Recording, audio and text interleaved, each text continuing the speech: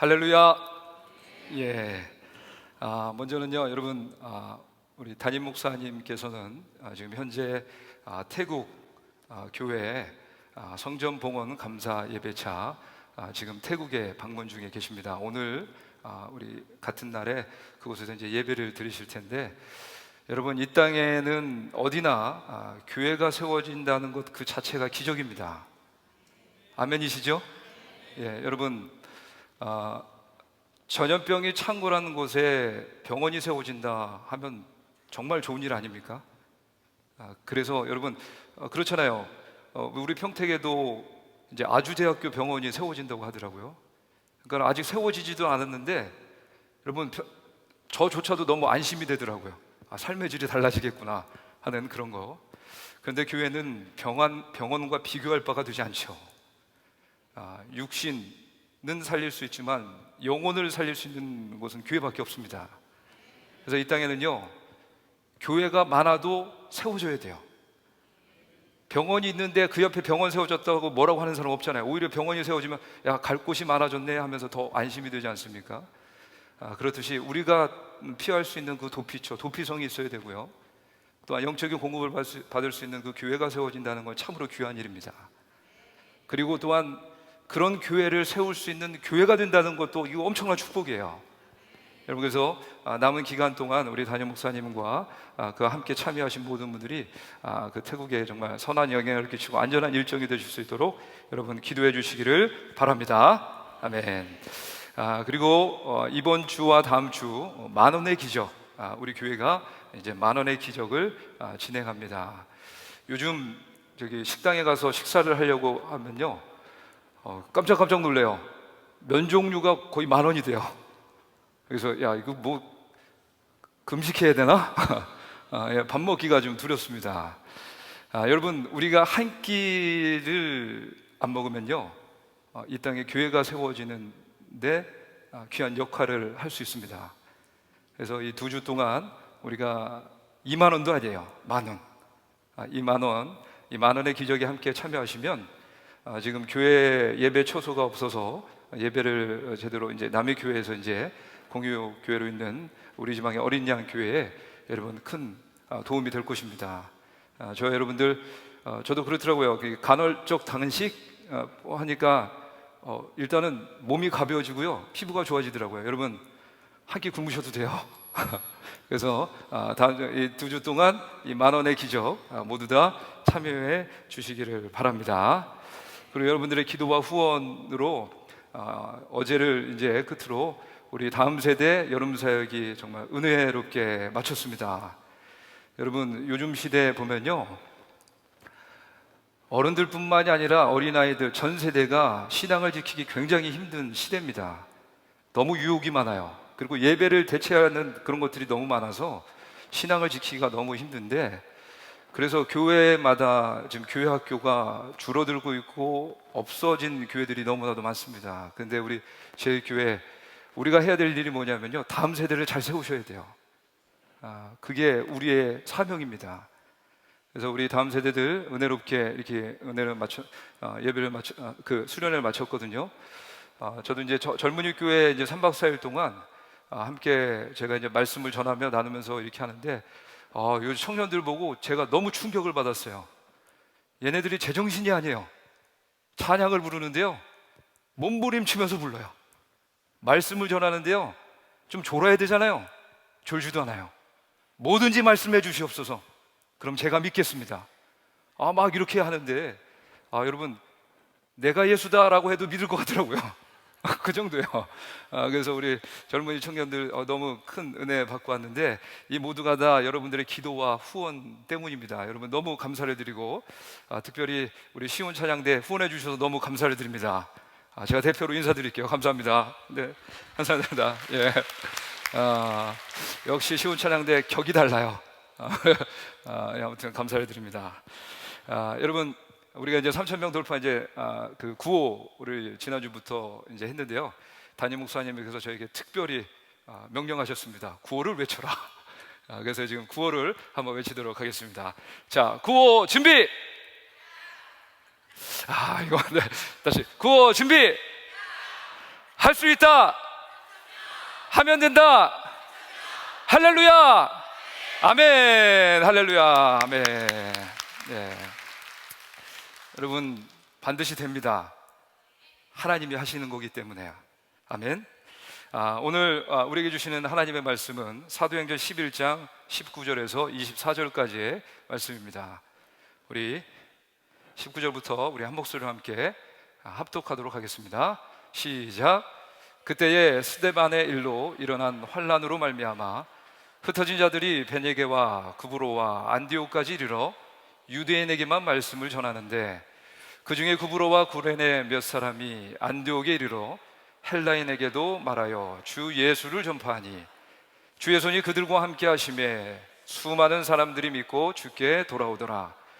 예루살렘 교회가 이 사람들의 소문을 듣고 바나바를 안디옥까지 보내니, 그가 이르러 하나님의 은혜를 보고 기뻐하여 모든 사람에게 굳건한 마음으로 주와 함께 머물러 있으라고 하니, 바나바는 착한 사람이요 성령과 믿음이 충만한 사람이라.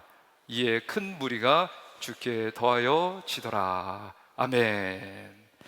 하나님의 은혜를 보다, 하나님의 은혜를 보다라는 말씀, 이 제목으로 하나님의 말씀을 증거하도록 하겠습니다. 여러분, 우리가 교회 생활을 하지 않습니까? 교회 생활, 신앙생활은 이제 교회 생활인데, 근데 여러분 그거 아셔야 될 게, 교회는요 한 번도 완벽했던 적이 없습니다. 저는 이제 제가 사역 초년 이제 초기 전도사 때, 이제 감리교회는 목사 안수를 받으려면 반드시 단독 목회를 1년 이상을 해야 돼요.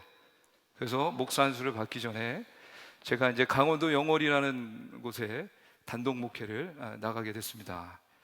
거의 개척교회 수준입니다. 저는 생각하기를, 저는 우리 교회에서 자랐기 때문에 작은 교회가 어떤지를 잘 몰라요. 근데 저는 생각하기를, 교회가 소규모고 하면 성도들이 얼마 없으니 오히려 가족적이고 화목하고 친교도 활발하고, 또한 서로의 집에 숟가락이 몇 개인지도 알기 때문에, 서로의 속사정을 다 알기 때문에 제가 가는 그 교회는 천국과 같은 그런 공동체가 될 것이다 라고 그렇게 생각을 했습니다. 근데 제가 이제 2010년도 5월에 이제 그 교회에 이제 부임을 했거든요. 사진 한번 보여주시죠. 이게 저희 교회 두 분이 빠지셨는데 정교인 사진입니다. 저와 제 아내와 그때는 저희 첫째 아이밖에 없었는데, 이렇게 합치면 전교인이 16명이에요. 우리 성도님들 얼굴 보면 다 밝으시죠? 그죠? 여기 계신 대부분들이 거기 지역 토박이세요.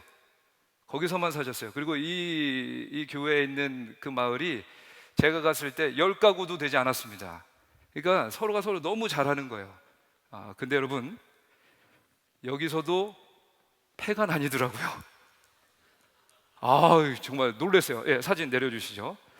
제가 부임한 지 한 달이 채 안 됐는데, 주일 예배를 마치고 나서 이제 주기도문을 하고 이제 예배를 마치는데, 주기도문을 하고 나서 하나님, 오늘도 은혜롭게 예배를 마치게 해주셔서 감사합니다, 이런 마음이었습니다. 그래서 예배를 마치고 나서 이제 성도님들이 이제 서로 이제 악수하면서 인사를 나누는데, 한 달도 되지 않았어요, 부임한 지. 근데 갑자기 고성이 오가면서 장로님과 권사님이 붙으신 거예요. 이거 어느 편을 들어야 될지 모르겠는 거예요. 이후로 이제 장로님이 교회를 안 나오시겠다는 거예요. 원래 원로 장로님인데 연세가 80이 넘으셨습니다. 하시는 얘기가, 앞으로 살 날 얼마 남지 않았는데 가나안 성도가 되겠다는 거예요. 가나안. 거꾸로 하면 안 나가시겠다는 거예요. 그냥 이렇게 살다 천국 가겠다고. 그래서 제가, 무슨 말씀이냐, 살 말이 얼마 남지 않으셨으니까 더더욱 예배의 자리 지켜야 되는 것 아닙니까? 장로님, 마지막이 얼마나 중요한지 아시잖아요. 구원받는 그 강도 보십시오. 그러니까 예배에 꼭 나오셔야만 됩니다 하면서 한 달을 진짜 매일 찾아가서 사정하고 부탁하고 설득하고 기도하고 했어요. 그러고 나서 이제 예배에 이제 오셨는데, 한 달 만에, 이제 한 달 지나고 오셨는데, 예배를 참석하셨는데도 불편하죠. 교회가 넓으면 여기 앉아 있고 여기 앉아 있으면 돼요. 저희 교회처럼 하면 1부 나오시고 3부 나오시고 하면 됩니다. 근데 뭐 예배도 많지 않아요. 한 번이니까. 이게 서로 오면 교회도 작으니까 서로 불편한 거예요. 근데 그걸 보는 저도 불편하고요. 그래서 뭐 했냐면요, 이거 안 되겠다, 내 힘으로는 할 수 없구나. 저도 교회를 나가기가 싫더라고요. 저도 교회 옮길 뻔했어요. 그래서 뭐 했냐면요, 정교인이 이제는부터는 모든 예배 다 참석합니다. 얼마 되지도 않으니까요. 그래서 예배 시간마다 제가 뭐 했냐면, 그 시골집이니까 집 안까지 차가 들어갑니다. 그래서 무조건 집 안까지 차 들어가서 성도님들 다 모시고 왔어요. 그래서 저희 교회가 주일 저녁 예배, 수요 예배 이렇게 있는데 출석률이 100%였습니다. 계속 그것만 했어요. 그랬더니 이제 관계가 회복되고 이제는 정말로 아름다운 공동체가 됐던 그런 기억이 있습니다. 작은 교회는 서로가 가족 같고 좀 하나 되고 그래서 천국 같은 공동체가 될 것 같았는데 신기하더라고요. 폐가 나네요. 다툼 있고 문제가 있었습니다. 그러면 여러분, 흔히 말하는 부흥하는 교회는 어떨까요? 대형 교회. 보통 대형 교회를 보면요, 시스템이 잘 되어 있고요, 조직이 잘 갖춰져 있습니다. 그리고 무엇보다도 성도들이 훈련이 잘 되어 있어요. 그래서 무엇보다도 헌신과 충성도 굉장히 높습니다. 그리고 대형 교회 성도님들 만나보면 교회에 대한 자부심이 굉장히 크세요. 그리고 교회에 대한 애착심도 크고요. 그럼 여러분, 그런 교회는 어떨까요? 제가 2012년부터 2020년까지 부목사로 사역했던 교회인데요, 사진 한번 보여주시죠. 네, 이 교회가 교회 예배당입니다. 여러분 그거 아세요? 우리 교회가 감리교잖아요. 감리교 재단인데 세계에서 감리교 중에 제일 큰 그 교회가 우리나라에 있습니다. 그 교회가 바로 이 교회예요. 예배당 다음 장도 넘겨주시죠. 예배당이 이제 성도가 이제 예배 드릴 때 이제 사진인데 성도 이 예배당 크기가 10,000명이 들어가는 교회입니다. 그래서 5,000석, 3,000석, 2,000석 이렇게 큰 교회인데 제가 사진 내려주시죠. 제가 이제 이런 부흥하는 교회, 흔히 말하는 대형 교회 이런 교회 이제 사역하면서 어떤 걸 느꼈냐면 이런 교회는 뭔가 이것 때문에 부흥하는구나라는 것을 눈으로 확인하게 됐습니다. 뿐만 아니라 제가 이곳에 사역하면서 이곳에 있는 원로 목사님께서 특별히 그 여의도 순복음교회 조용기 목사님, 그리고 연세중앙교회 윤석전 목사님, 그리고 명성교회 김사한 목사님 이랑 굉장히 친하셨어요. 그러니까 서로 친하고 교류가 활발하다 보니까 강단 교류도 굉장히 많았습니다. 그래서 그 교회 목사님들이 저희 교회 와서 이제 설교도 하시고 저희 목사님이 그 교회 가서 설교하시고, 그러면은 저희 교회 목사님이 그 교회 가서 설교하시면 이제 목사님들은 같이 이제 가서 예배 드리는데, 그런 대형 교회 다 엄청난 그런 메가처치 아닙니까? 그런 교회에 이제 방문해서 예배만 드리는 것이 아니라 저는 왜 이런 교회, 이 교회에 하나님께서 왜 계속해서 성도님들을 더해 주실까 굉장히 궁금했어요. 그래서 처음에는 어떤 프로그램이 있길래, 어떤 시스템이 있길래 이거 봤어요. 근데 네 교회의 공통점을 이렇게 보니까 제가 확인한 건 뭐냐면요, 프로그램도 아니었다는 거예요. 시스템도 아니었다는 것입니다.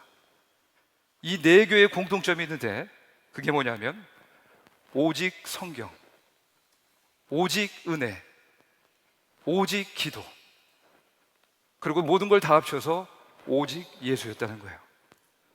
그래서 분명하고 선명한, 조금도 훼손되지 않는 복음이 이 교회들마다 있더라고요. 그리고 뜨거운 예배와 기도, 그리고 그것으로부터 영적인 공급을 받은 성도들의 자발적인 헌신과 순종. 그러니까 여러분, 하나님께서 구원받는 자들을 더해 주실 수밖에 없더라고요. 여러분, 우리 제일교회가 바로 이러한 교회가 되기를 간절히 축복합니다. 여러분, 세상에는 두 종류의 교회가 있는 것 같아요. 첫째는 세상의 관점에서 가장 좋은 교회. 세상의 관점에서 가장 좋은 교회는 어떤 교회냐면요, 봉사 많이 하고 구제 많이 하는 교회, 세상에서 굉장히 좋아합니다. 근데 하나님의 관점에서 가장 좋은 교회는요, 기도하고 말씀에 순종하고 복음, 즉 예수를 전하는 교회가 하나님 관점에서 가장 좋은 교회예요. 그렇다고 여러분 구제 봉사가 중요하지 않다는 게 아닙니다. 구제 봉사 중요합니다. 구약에 보면 율법이 나오죠. 율법 정신 중에 두 가지가 있는데 그 첫 번째가 뭐냐면요, 가난한 자 없게 하라, 이겁니다. 그래서 교회는요 구제 봉사 중요해요. 그런데 여러분, 구제 봉사는요 절에서도 할 수 있어요. 구제 봉사는요 성당에서도 할 수 있습니다. 구제 봉사는요 로터리 클럽에서도 할 수 있어요. 동사무소에도 할 수 있습니다. 그런데 죄인을 구원시키고, 그리고 가슴에 불을 붙이고 생명을 주고 예수님을 전하고 예배하는 것은 오직 교회밖에 없는 줄로 믿습니다. 아멘. 그런데 많은 교회들이 하는 일들을 보면 일반 사회단체나 타종교가 할 수 있는 그런 것에 제한이 되어 있는 것을 보게 됩니다. 그러니까 세상이 이해할 수 있는 그런 일만 하다 보니까 세상적인 수준을 벗어나지 못하고 교회가 힘을 잃는 거예요.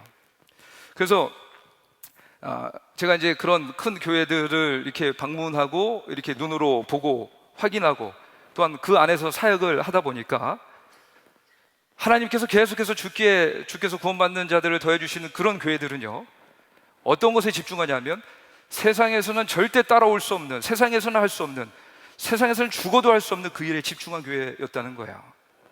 바로 뜨겁게 예배드리고 모이면 기도하고 흩어지면 예수를 전하는 교회. 할렐루야. 우리 제일교회가 바로 그러한 교회가 되어질 줄로 믿습니다. 자, 그런 교회예요. 오직 말씀이 있고요, 정말 뜨거운 기도가 있습니다. 예수님 엄청 전해요. 저 정도로 모이면 전도 안 해도 될 것 같은데 예수님 엄청 전합니다. 제가 있을 때 교인 재족수가 11만 명이었어요. 그러니까 그런데도 계속 예수 전하는 거예요. 분명히 예배 시간 보면요 성령이 역사한다는 그 증거가 넘쳐납니다. 막 그 안에서 일어난 일들을 보면 야, 하나님이 살아 역사하시는구나, 여러분 이것이 느껴져요. 근데 저희가 이제 매일 아침마다 조회를 합니다. 조회를 하는데 이제 각 교구당 이제 목사님 이렇게 있고, 그 다음에 신방 전도사님이 한 목사님당 6명이 계세요. 그러면 6명, 7명이서 이제 교구 이제 조회를 하는데 그때마다 아침마다 각 교구에서 일어난 일들을 이제 이렇게 이야기하면서 이제 신방 돌봄하는 그런, 어디가 돌봄이 필요하고 어디가 신방이 필요한지 그런 계획을 짭니다. 근데 가지 많은 나무에 바람 잘 날 없다고 하잖아요. 매일 아침마다 정말 조회하는데요 버라이어티합니다. 정말 살인 빼고 다 일어나요. 그런 교회예요. 정말 교회 옮기고 싶더라고요. 문제가 끊이지 않아요. 여러분 무슨 뜻이냐면 교회는요 연약하다는 거예요. 교회는요 부족하다는 것입니다. 작은 교회나 큰 교회나 말이죠. 그래서 성경은 교회를 설명할 때 뭐라고 설명하냐면요 교회를 지어져 간다 또는 만들어져 간다, 성경은 이렇게 표현을 합니다. 그러니까는 여러분 뭐냐면 진행형이라는 거예요. 완성된 게 아니라는 것입니다. 다 된 게 아니라는 거예요.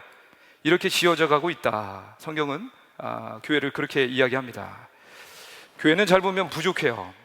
그런데 부족하다고 해서 교회의 존재 목적과 본질적인 사명, 이 복음 전파가 안 된다는 게 아니었다는 거예요.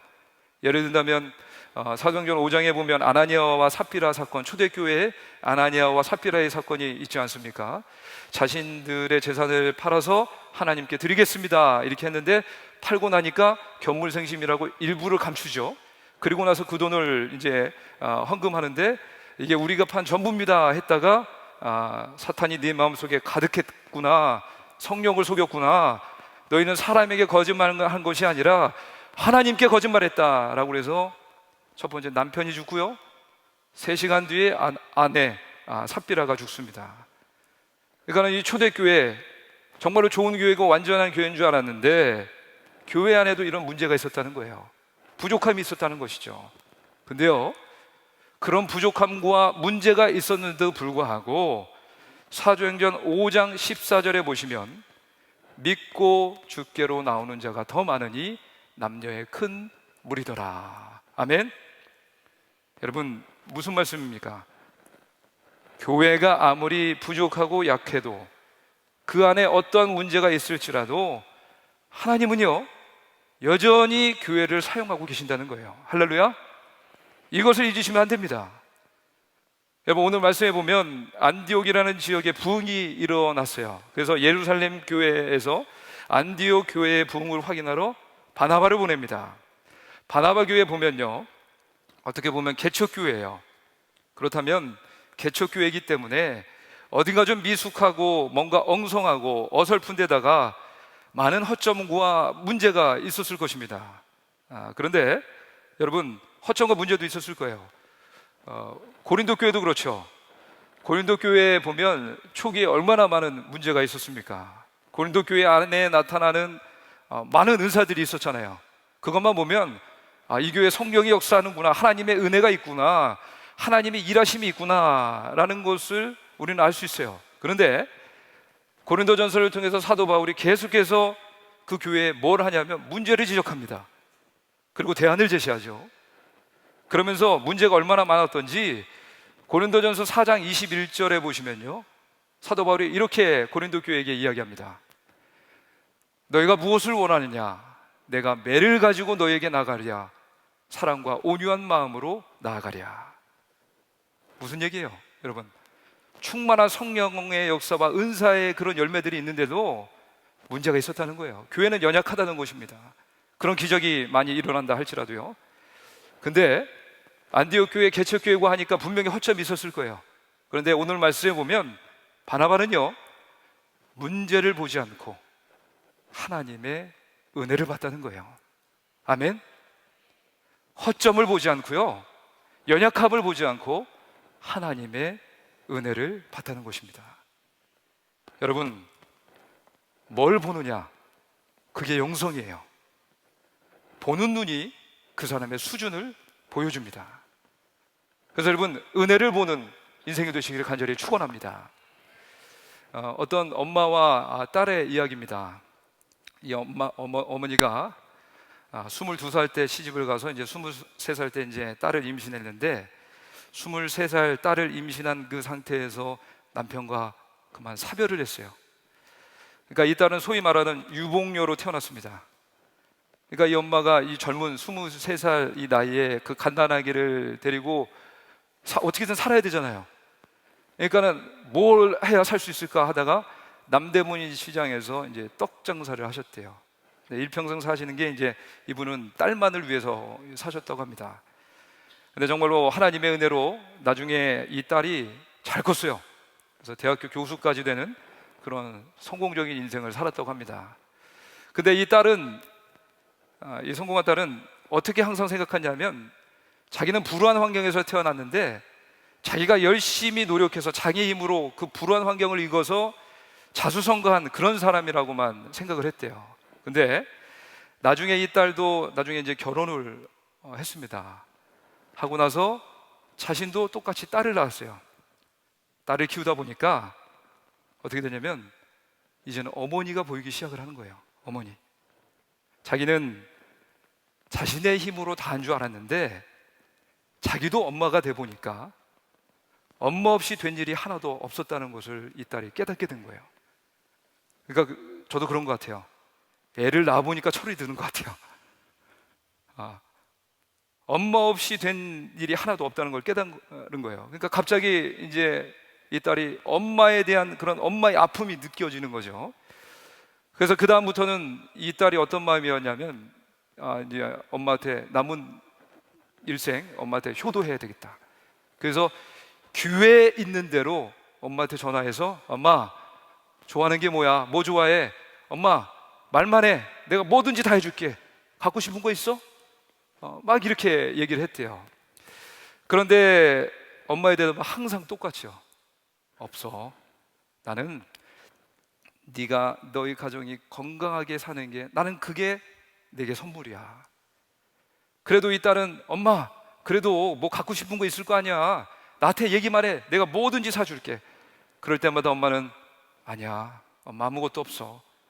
그러니까 딸이 더 마음이 무거운 거죠. 그러던 어느 날 똑같은 질문을 했는데 그날은 엄마의 대답이 틀린 거예요. 엄마가 소원이 있대요. 그 소원이 뭐냐면, 딸아, 내가 최근에 이사를 했지 않니? 이사를 하다 보니까 교회가 멀어져서 교회 가는 게 쉽지 않구나. 그러니까 엄마 소원이 있는데, 이번 주일날은 나를 교회로 좀 데려다 주면 안 되겠니? 이 엄마 소원이야. 이런 이야기를 하셨다고 합니다. 사실 이전까지는 교회 얘기만 나오면 화를 내던 이 딸이었어요. 근데 이제 마음이 변한 거죠. 뭐 태워다 주는 것 정도야 하는 그런 마음을 가졌다고 합니다. 그래서 엄마와 딸이 함께 이제 교회에 이제 왔는데, 엄마는 예배 드리러 가고 딸은 그 예배 드리는 시간 동안 교회 로비에 앉아서 엄마를 기다리고 있었대요. 근데 앉아서 기다리고 있는데 3, 4모 교인들이 주변에 이제 모여 있는 거예요. 모여서 이제 얘기를 하는데, 들으려고 하는 게 아닌데 들려서 이제 들은 내용인데, 그 내용이 뭐냐면, 예배 때 받은 은혜와 말씀으로 살다가 얻은 그런 어떤 삶의 간증, 그런 게 아니라 서로 남을 헐뜯는 이야기를 하지 않나, 자녀 문제를 돈으로 해결하려고 하는 그런 이야기를 하지 않나, 자기 자랑에 입에 거품을 문 그런 사람이 있지를 않나, 어디서 고성이 오가길래 봤더니 회의실인 거예요. 그러니까 서로 언성을 높이며 막 싸움하는 그런 현장을 이제 목격한 거죠. 그러니까 딸의 입장에서는 세상과 전혀 다를 바가 없는 교회 모습이었다는 것입니다. 오히려 교회가 더 심하네라는 그런 마음까지 들었대요. 그러니까는 분노가 막 치밀어 오른 거죠. 자, 예배가 마쳤습니다. 예배를 마치고 나오는 엄마를 보자마자 이 딸은 엄마의 손목을 잡고 무작정 주차장으로 갑니다. 엄마는 당황스러운 거죠. 얘가 왜 그러나? 그러고 나서 엄마랑 차에 딱 타서 딸이 엄마를 향해 외칩니다. 엄마, 이제 앞으로 이런 교회 다니지 마. 모여서 험담이나 하고 싸움질이나 하고, 이거 뭐 저질 집단이야? 엄마, 이제부터는 교회에 올 시간이 있으면 나랑 여행 가자. 이런 얘기를 하는 거예요. 그래서 엄마가 왜 그러니? 그랬더니 이 딸은 자기가 그 잠깐 본 것을, 많은 것을 쏟아붓기를 시작을 했다고 합니다. 그리고 나서 이제 다 들은 엄마가 딸을 진정시킨 다음에 이렇게 말씀하셨어요. 딸아, 나는 평생 교회 다니면서 주님만 봤는데 너는 딱 하루 와서 참 많이도 봤구나.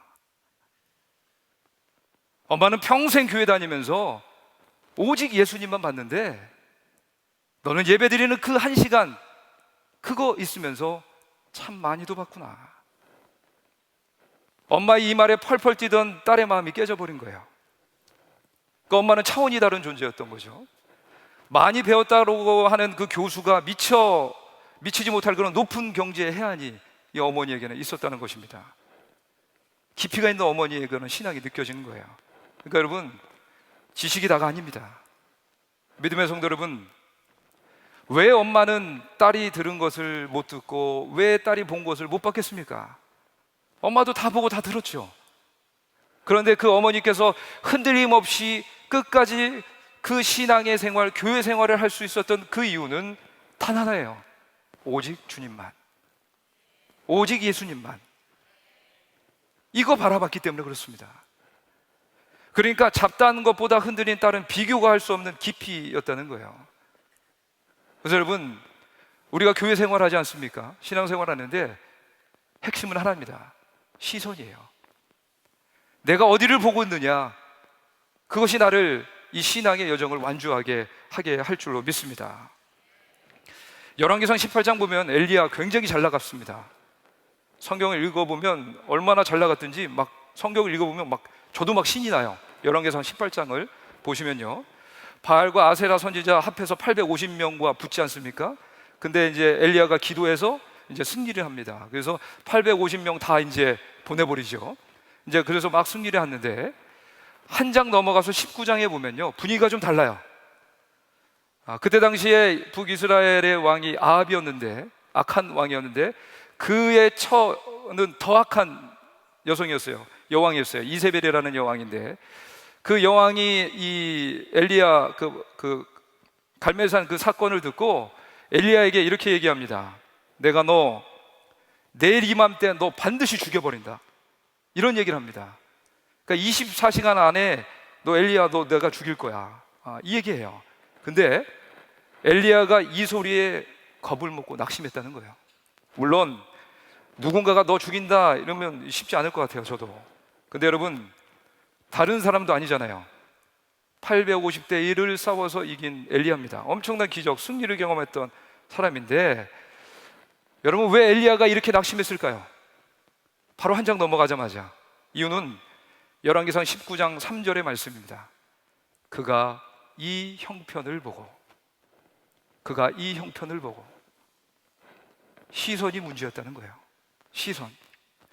어제까지는 하나님만 바라보고 능히 승리했던 엘리야인데, 그가 이 형편을 보고, 자신을 보고, 이세벨을 보고, 그의 행동과 그의 말을 보고, 상황을 보고, 그러니까 도망칠 수밖에 없었다는 것이죠. 그리고 나서 로뎀나무 가서 뭐라고 합니까? 하나님한테 나 죽여달라고 그럽니다. 그러니까 여러분, 우리가 많은 사람들이 왜 낙심하냐 하면요, 신앙생활하면서 상황을 쳐다보고, 형편을 쳐다보고, 사람을 쳐다보기 때문에 낙심하는 겁니다. 그래서 여러분, 오직 예수님만 바라보는 은혜가 있기를 간절히 축복합니다. 종종 교회에 오셔서 시험 든다고 하시는 분들이 계세요. 이것은 뭐냐면요, 사실 사람이 보인다는 것입니다. 근데 여러분, 아무리 훌륭한 사람이라 할지라도 사람은 넘어져요. 성경에서 나오는 노아, 완전한 자, 당대 의인 아닙니까? 그런데 노아도 포도주 때문에 넘어졌습니다. 믿음의 조상 아브라함, 믿음의 조상이잖아요. 근데 자기 죽을까 봐 겁나서 아내를 2번씩이나 누이로 속입니다. 이게 넘어진 거죠. 연약함이죠. 모세, 살인자였어요. 다윗, 간음했죠. 살인교사했죠. 엘리야, 대승리했는데도 이 형편을 보고 나 죽여달라, 도망치는 인생이었습니다. 베드로, 죽을지언정 예수님 부인 안 합니다. 보기 좋게 3번 부인했던 인생이에요. 무슨 얘기입니까? 여러분, 사람을 기준으로 신앙이 생기면 삼류 신앙이 될 수밖에 없다는 거예요. 사람이 기준이 되지 않기를 간절히 축복합니다. 보통 그 사람에게 실망했습니다 라고 하시는 분들이 계세요. 그 사람에게 실망했어요. 그 권사님께 실망했습니다. 이 말은 어떤 말이냐면, 내 믿음이 제대로 된 믿음이 아니었다는 거예요. 여러분, 사람에게 왜 실망합니까? 사람은 원래 실망할 존재예요. 사람은 실망하는 존재입니다. 그래서 여러분, 교회 와서는요, 예수님이 보이고 하나님이 보이셔야 돼요. 할렐루야. 예배라는 것이 집중하는 건데 예수님만이 보는 것이 예배입니다. 그래서 교회에서는요, 교회 오셔서 찬송 한 곡만 불러도 예수님 보이셔야 돼요. 엎드려 30초만 기도해도 하나님이 보이는 인생이 되셔야만 됩니다. 이런 인생이 가장 강력한 인생이 될 줄로 믿습니다. 교회 와서는요, 반드시 해요, 예수님 만나고 가셔야 돼요. 그게 바로 인류 신앙이 되는 길인 줄로 믿습니다. 오늘 시온 찬양 때 찬양하셨잖아요. 예수를 나의 구주 삼고. 3절에 보면 세상과 나는 간 곳 없고 구속한 주만 보이도다. 세상과 나는 간 곳 없고 구속한 주만 보이도다. 이게 인류 신앙인 거예요. 그래서 내가 신앙이 좋다, 믿음이 좋다, 이건 뭐냐면요, 교회 와서 사람이 안 보이고 예수님만 보인다는 거예요. 혹시 이 자리에 자꾸만 사람 때문에 사람이 보여서 시험 든다 하시는 분이 계십니까? 전 아직도 이해가 안 되는데, 사람 때문에 시험 든다 하시면서 맨날 예배 때 보면 맨날 맨 뒤에 앉으세요. 나 이분을 이해할 수가 없어요. 맨날 예배 때 와서 하는 일이 뭐냐면요, 맨 뒤에 앉아서 두리번 여러 사람 뒤통수만 쳐다보고 계세요. 참으로 답답해요. 이거 자기 스스로 시험에 빠지는 격입니다. 그런 분들에게 제가 부탁하기는, 제발 앞으로 좀 오세요. 앞으로 좀 오세요. 여기 자리 다 비었잖아요. 앞으로 나와야 사람이 안 보이죠. 안 그래요? 사람이 좀 덜 보이겠죠. 저도 사람이니까. 한 사람만 극복하면 되잖아요. 근데 시험 든다 하면서 자꾸 뒷자리에 앉아가지고 이 사람 봤다, 저 사람 봤다. 그러니까 신앙이 자랄 수 없는 거예요. 여러분, 현실은요, 모순과 공허와 답답함이 있습니다. 근데 교회 안도 다르지 않아요. 똑같습니다. 교회가 뭐가 마음에 안 들고 뭐도 불만이고 할 수 있는데, 여러분 그게 아니에요. 여러분, 인류의 교회가 세워지고 처음 세워지고 나서 지금까지 여러분 문제가 없었던 교회는 단 한 군데도 없습니다. 앞으로 예수님 오실 때까지도 마찬가지예요. 이 교회는요, 절대로 완전한 교회, 완벽한 교회는 없을 거예요. 왜 교회는 문제가 있을 수밖에 없을까요? 부흥하는 교회도. 이유는 죄인들이 모이는 곳이기 때문에 그래요. 아멘? 죄인들이 모이는 곳이기 때문에 그렇습니다. 등록한 지 얼마 안 된 새신자분이 저한테 찾아와서 하시는 얘기가 이제 교회 안 나오겠다는 거예요. 그래서 왜 그러십니까? 라고 물었더니 교회에 왜 저런 사람이 있냐는 거예요. 내가 아는데, 저 사람 아는데 저 사람은 교회 다니면 안 되지 않습니까? 저 사람 때문에 저 교회 안 나가겠습니다 하는 거, 이런 얘기를 하시는 것을 예전에 들은 적이 있습니다. 그런데 여러분, 흔히 말하는 인간 말종은 교회 나오면 안 되는 건가요? 종종 누군가 술 진득하니 먹고 술에 취해서 교회 나오시는 분들이 있어요.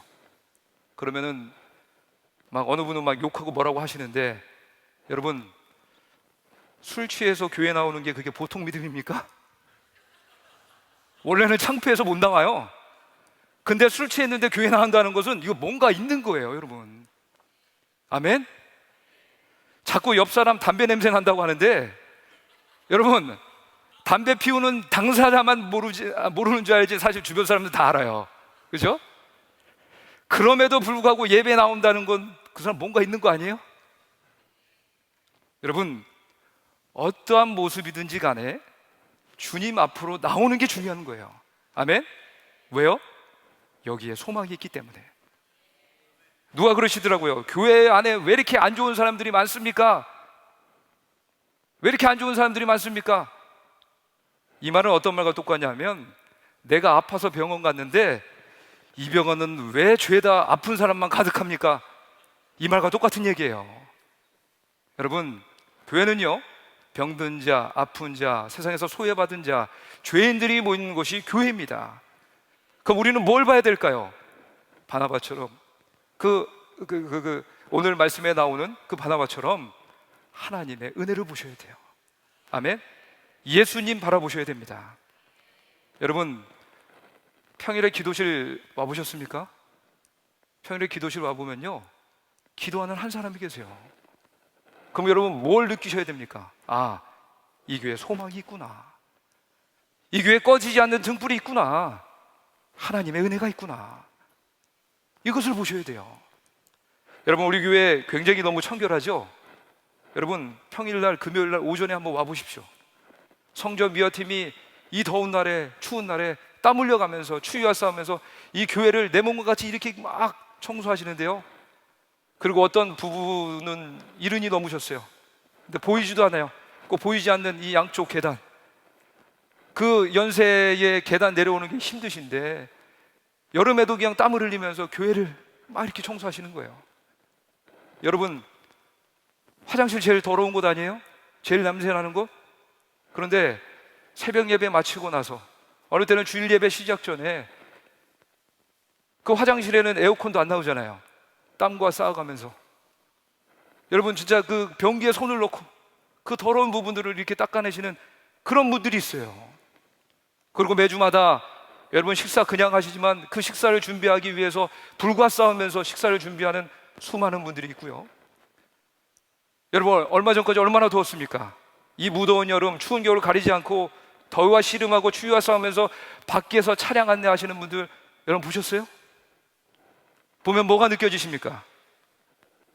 이 교회 크기만 크지 내용이 없는 줄 알았는데, 아, 불씨가 있구나, 등불이 있구나, 은혜가 있구나. 나도 그 불씨의 보탬이 되야겠다. 그래서 나도 옷 입어서 큰 불이 되게 해야지. 할렐루야. 이게 신앙입니다. 그래서 여러분, 이 은혜를 보는 눈이 있게 되기를 간절히 축복합니다. 산상수훈에 보면 누가복음 11장 34절 말씀입니다. 내 몸의 등불은 눈이라. 내 눈이 성하면 내 눈이, 이 눈이 중요하다는 거예요. 내 눈이 성하면, 건강하면 온몸이 밝을 것이요 만일 나쁘면 내 몸도 어두우리라. 이 원문 뜻을 보면요, 내 눈이 성하다, 성하면 이게 어떤 뜻이냐면요, 시력이 좋다, 이게 아닙니다. 원문 내용은 뭐냐면요, 싱글 포커스라고 나와요. 싱글 포커스. 포커스가 하나면, 초점이 하나면, 바라볼 대상이 하나면 밝을 것이요. 그럼 바라볼 대상이 뭘까요? 예수님이죠. 그죠? 그럼 우리 인생이 밝아진다는 거예요. 반대로 만일 눈이 나쁘면 이거는 뭐 어떤 뜻이냐면 더블 포커스라고 나와요. 더블 포커스. 이것도 보고 저것도 보고, 예수님도 보지만 사람도 보고, 예수님도 보고 내 환경도 보고, 이것을 사시라고 합니다. 사시. 이건 병이죠. 그러니까 삶이 어두운 거예요. 그러니까 여러분, 내 인생이 왜 어두운지 아시겠죠? 싱글 포커스 하십시오. 할렐루야. 하나님의 은혜를 보고 예수님을 보는 인생이 되기를 간절히 축복합니다. 말씀을 정리하면 교회는 한 번도 완벽한 적이 없습니다. 작은 교회, 부흥하는 교회 모두 다 연약해요. 부족해요. 그래서 성경은 교회를 설명할 때 지어져 간다, 만들어져 간다, 이런 식으로 표현합니다. 진행형이라는 거예요. 그래서 여러분, 교회는 잘 보면 부족해요. 다 부족해요. 그래도 여러분, 이 길을 걸어가셔야만 됩니다. 할렐루야. 예배 드리는 그 길, 신앙으로 가는 그 길, 말씀 붙들고 사는 그 길을 가셔야 돼요. 어느 때 가능해요? 싱글 포커스. 내 눈이 성하면 가능합니다. 여러분, 많이도 봤구나 하면 여러분 방황하게 될 거예요. 길을 잃을 수도 있습니다. 그런데 오직 주님만, 이렇게 된다면 모순과 공허 속에서도 꿋꿋하게 이 생명의 길을 걸을 수 있는 저와 여러분들이 될 줄로 믿습니다. 오늘 말씀에 나오는 바나바, 착한 사람이며 성령과 믿음이 충만한 사람이었다고 합니다. 그러니까 여러분, 시선이 다른 거예요. 이 말은 시선이 다르면 성령과 믿음이 충만한 사람이라는 것입니다. 직분으로 증명되는 게 아니에요. 시선으로 증명이 될 것입니다. 예수님만 바라보시길 축원합니다. 우리 교회가 이제 3,000명 구호를 외치지만 사실은 3,000명이 아니라 3,000명, 4,000명, 5,000명, 이제 10,000명 교회로 이제 나아가는데, 그럼 우리 교회가 그 10,000명 교회를 이루기 위해서 제일 준비해야 될 게 뭘까요? 시스템이요? 프로그램이요? 이게 아니라 온 교회 성도가 오직 예수만을 주목하고 예수만을 바라보는 거예요. 세상이 흉내낼 수 없는 예배, 기도, 선교, 오직 예수에 집중하는 교회가 된다면, 여러분, 이것이 훈련되지 않는 상태에서 막 숫자가 더해지면요, 그럼 우리 교회는 괴물 집단이 될 확률이 높습니다. 오늘 바나바처럼 주님, 우리에게 은혜를 보는 눈을 허락하여 주시옵소서, 예수님만을 바라보는 시선을 허락하여 주시옵소서. 그럼 오늘 마지막 절에 나온 것처럼 이에 큰 무리가 주께 더하여 지더라. 할렐루야. 이 말씀이 우리 교회에 이루어지는 실제가 될 줄로 믿습니다. 날마다 은혜를 주목하시고 예수님을 주목하셔서 성령과 믿음이 충만한 바나바와 같은 저와 여러분들의 삶이 되기를 주의 이름으로 간절히 축원합니다. 기도하겠습니다.